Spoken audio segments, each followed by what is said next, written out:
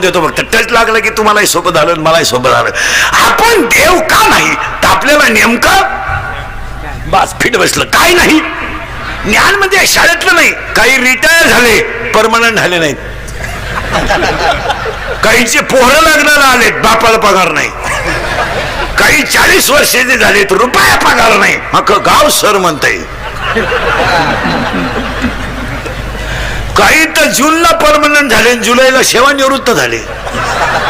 एकच महिना राहिला घडी. काहींनी तर 10 लाख भरले तर 1,500 घेतात. तुम्ही बधीर तुम्हाला काय तुमचे डोके काम नाही देते मला. तुमचे डोके आता माया पुढे बसलं का खराय खराय खराय खराय. मी निघून गेलो का अरे धंदा आहे त्याचा नाही.